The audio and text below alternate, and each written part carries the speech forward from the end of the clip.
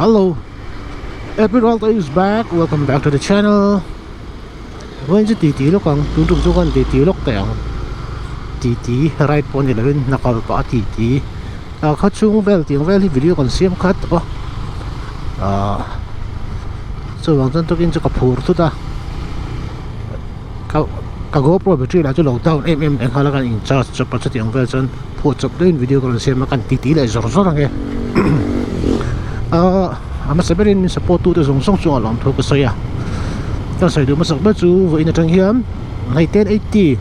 video frame rate a hian 1080 hi mangai ta khop maya YouTube channel kan ei tira tang de tho hian 1080 de ngar hian ta kala ti chuan engam chang chon 2.7k at po kan kai vele zu thina ase vo ina tang hian in pa ngai takin 4k a in suan so ka tum ve a 4k frame rate in masay GoPro hiyan pal akan da awang hiyan super wide akanin super view kanti akanin tuna a wide ang hiyan 25 fps bak omlawa 50 fps tu chuan wide so khano oma so tiang vel ni wang chuan 4k 25 fps in video hikan lang at so fps sang takha ang at chung lawa slow motion te kan ti lem lo boka so mason na development mo rabbit har ki matan son ang ani 4k de cha charin ti ka tum to nga khol te ka in upgrade fel de thuak to boka la so chi lo ma se du angin 4k khoi thei na khol te kan lo nei ve to boka so kan se ve nei chu subscriber ho te na no she tan video hi sorry via ta ka da ka du ve a ti chuan ei min du sak tu ta kan om trina tong ka te le thil ta sang sangin mani lo ka kan last right kan soi om ta kan ni a ma se bb right te ni a han soi te chim kha mani thil han soi te chim khan mom lo wa mani ara ka wa sha khan ka bike pero sorry ka scooter ka siltira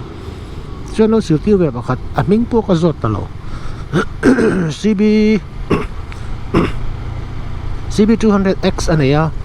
chisuanin karai chung chang tele khami tawang kan kalte thil chu sang te min sei puya muno mati thin zia te min thila lawam du khop me tianga kan video ve ang te lon nge muno ti min lo thil thin hian chutakara awala da phor ru ka cheng sanga hi kan lo pe ve shum shimang je petrol man tu re ni right asa thin sia te du lo chung khamin pelwi ani de ber ra maya lo mom thile ni hetianga min du sak tu han mu hian ke ni video ve te chai mo hetiang kara min du sak em tu te ka han thin kha lom thu ka soi mol mola midang po tam takin oma trong ka te akain ang zong te hetiang han min du sak tu hin om thina heng zong wang hian lom thu ka saya i veina kan ti du da ber chu ha YouTube jing kong ti chu ka sai ngun to YouTube ka kal kong hi chu ma se YouTube ka kal kong a hian YouTuber dang tera anti thin ang ti ngai mi alo kal khat ang kal ang top ka kal da chan hi han sai wa shim shim ka to wa number 1 a chuan YouTuber tam berina an sei Khovel huap angin mo Khovel anga po YouTuber hoina an sei tam ber chu please like and subscribe ti te an video thar link share te heng hi anti tamber ni a hei chu YouTuber ina YouTube ina aken tel te mayang ti nge tu nga izok ani a maseke hian in kati tira tangin hatiang hi kati lem lawa tu nu pon kati chuang lo boka chan anei ni chan anei a chan chu number 1 a chuan ke hi ka video sim heng ka soi fo thin to ngin ka that lai ka video hi ke ji YouTube an backup nan ka mang du ka ti china chumi ani wang chon view ani emo subscriber ani emo khang ka zong lo ani please like and subscribe ti te video share te khang zong ka an va zong ka ti na ni chung lo in khang ti lo po khan adu chon min subscribe tho adu chon an view tho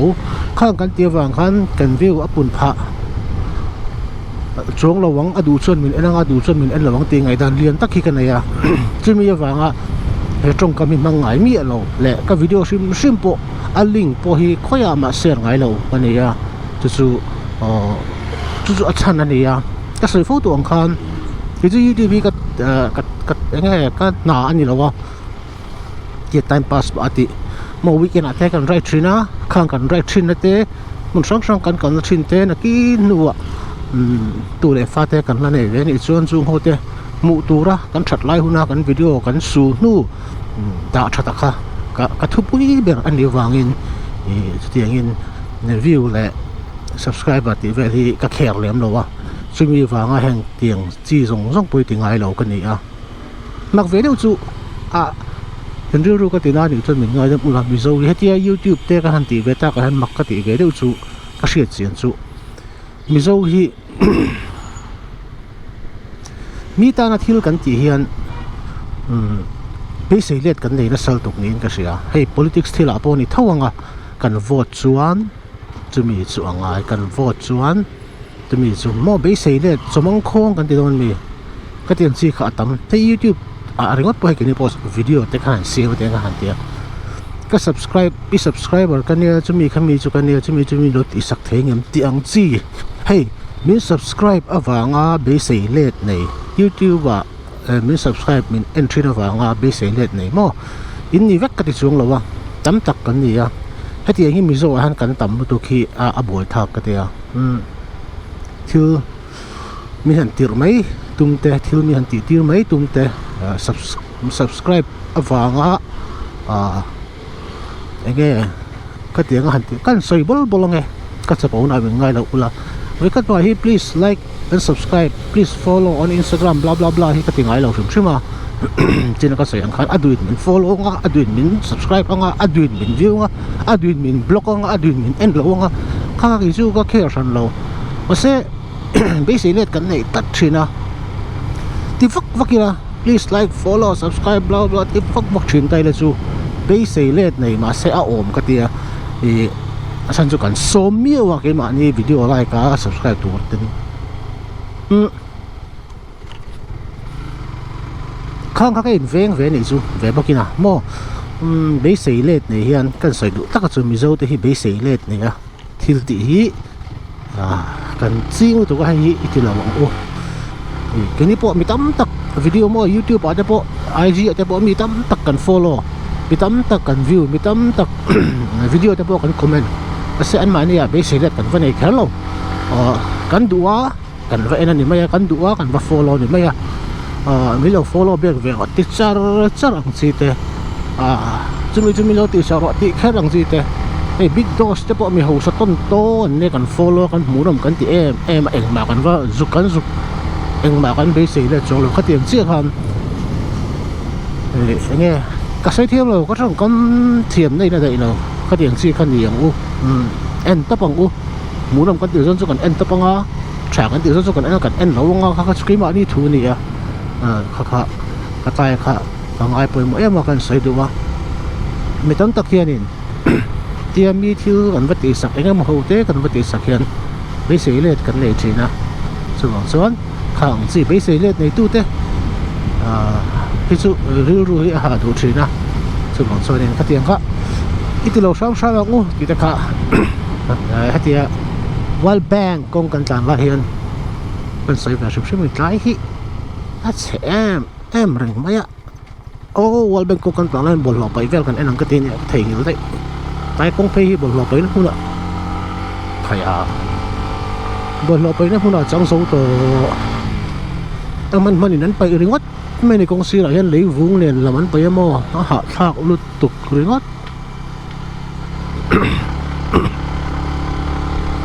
cái cháu nó xiêm trả hết chú trả em bố con đi trẻ ránh người ta chờ đúng không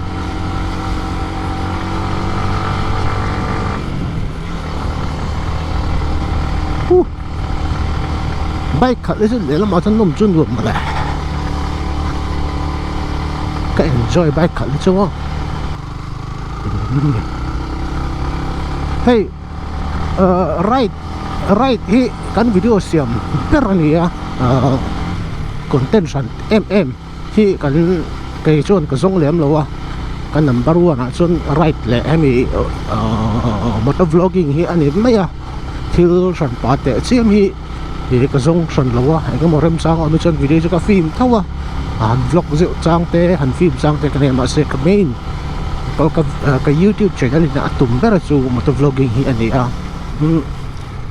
hảo tak em ani motor vlogging hi ka sai pho thina a chan chu thaseng a chu angai ya sum a involve fa kan chuanga ni leng ten chumi tu chuan number 1 a san bike teng aya helmet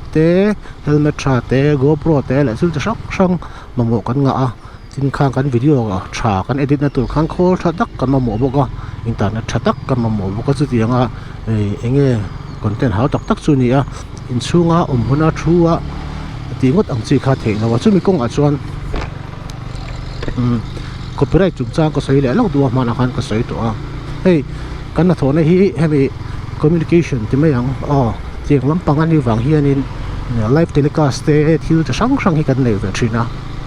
chunga chuanin YouTube kan live zo rol do tho hian a clip than khathi katin mi than khathianin an mari channel a hian an lo upload thina ni hei tam tak viewers tan chuan a series lo ani mai theya muram te alo ni a tam tak tan chuan bengwan te alo ni a alo muram boka mase a che a feel that tan chuan ril ru hi ana du thina ni ka sei to thina KTPJ conference policy ma da khan kan han kala team in kan kala team mishing pariat kan nia camera kan man remote po parup ani a kami live in com pakhat live pa chuak turata na kan call man kha a camera nuai so matanga nuai som bo nuai som panga nuai som matanga nuai som panga bol ven ani ang khang song zonga kan man ro equipment kan mana khamo chin machine man power kha paruk pasari vel kan duty boka chun ha takin sum tam tak sengin motor haya rin kan suka bungra purnan alo re-upload pop chu ril ru hi ana du thina ni copyright hi kan in za lo mami zo hi chu amang an thak lu to ka hi ka ve china achang chuan mi enge mi ril ru te kan tinal tu kang em ta ka te han sei hian khar chong YouTuber kan tam tu ki aboi thak ani original le eng ma nei lo mi video ringot a in ngat no upload zoom ka tiang chi kan tam tu ki apoi ka tia YouTube kan tran tir khan YouTube video ka siam tran tir khan ka sei tam be chu mi zo te hi YouTube pa video da tamang u channel nei tamang u hei kan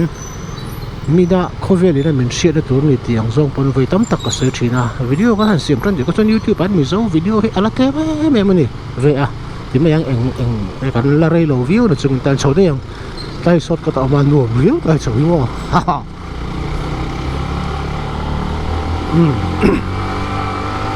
mase mizo YouTuber tamzo ki chu ka sayang chuan original engma umlo content po nei lo arem sang mi video upload pop ang chi kan tam lu to ki apoi ka tia hei chu ne vat ti to su vat ti ko te khan ni lo ke ni a chuan copyright claim kha ti the thawa strike down thengena ti theya kang kha chu angam chuan an ti zel thawanga duin strike down nga khatiang khania ma pu yaten katin re-upload lo turin ti hi an ang description hanan ta sia FTA chian hei a om kati mi sum sen na sat ziate an ha pui ziate shet pui chuan re-upload ngam chi hi an lo ra reng ani heng hi ti hi kan sei du poi ko sei ni chun ngai dam ula ke ka ti lo tak tu chi ni heng hi ka lo zong ta ka ni la te po hi in on thlang thina background music te po hi achak on thil vi oni mi zo la han man pop te po hi atam zo ki chu copyright om lo mi zo la hian tam tak ki chu om ve thawa ase poi mo to enge mo ka ril ruwa in ta suk tak ka pan ka mang claim khop mai ka video hian mi zo la hi ken ta sun wa ani ka man chun po hian in ta sung tak chun ka mang thina ni IG ve lai chon om sa wa hian music om sa wa hian man mai hi ol sama hay mi YouTube hoi na an mani studio music studio a YouTuber ho ta na creator ta na music anon da sa hi ka mang mai thina hi awesome bera copyright claim po omlowa tin a him ber boka mi poi kan selo ber boka ka wa khanin music chumi khami chu mangro en ti thin po hi kan man du lo na chan thin chu la pakhat record tu po hian sum tam tak sen na ngai ni music video siam tu phei chon music video man the to to ania chu mang chuan lo man ve pop kha in thru lam thina chuan ka ka mang lo thin ni ka kan sei ve la sim ni ka sei photo thin ka chungin kan sei na le ni chu right hi plan om lem lo wa kar le chau khi kar to phi chol om nuwa la tin nghe kan right the nghe mo mà xe có sự photo ngin phù te alo ni to a ro su lai right hi anom na hian nam lo na hi atam zo ka right hi zon nuam la sala ha kan right chan ati pui tin thina anom lo lu tu hi zon siam thina ni chuan chuanin kho that da na zil te pon kan right thei tu ra ngai la ti kha kan sei vele bok ni e kan na ra salut tok lai kan tlan chong tai po hi kong hi lung li no ha kan kal ve sin no lung li ma hian in kala suai bo chen ke sia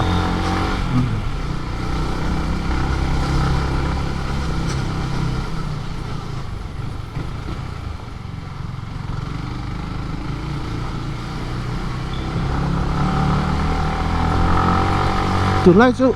bai cái này mo scooter này mo 5.5 man lo kan sil fai tir ve lại à bản đồ nãy thế rồi anh sura bẹt cái căn hồ lẹ chút tiền vel chút cái này rẻ phải một khóc mấy liều thấy bộ tụi này chú sẽ cha là phải lại thung mấy样chú bố đó có vật xuống mấy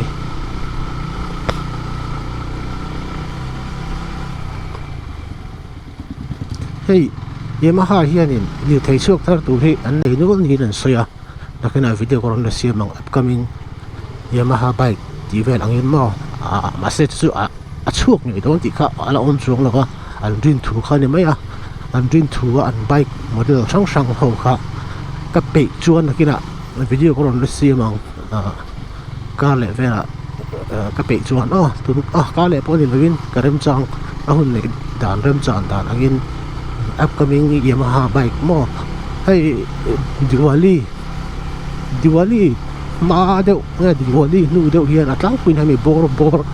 Diwali bor chau nai bor hian in le thei hemi Yamaha ki chuan in an launch an ringa chunga an launch an rin India ron om tha tur an rin te kha ang chi kha om nual to a sei om nual to a chu ho chu balong da along be sim mang na kina ram chang a cái tay chậu hi mà là hắn chậu thấy đó mà mình tin tới một điều gì mà giao nuông tới mình hiện nó siêu chuột cho khóc mày bor khóc mày cái mặt đi bộ showroom thế nào thì hắn thật thi ngà con chuột lung li khá thật thi ngà hai là chuột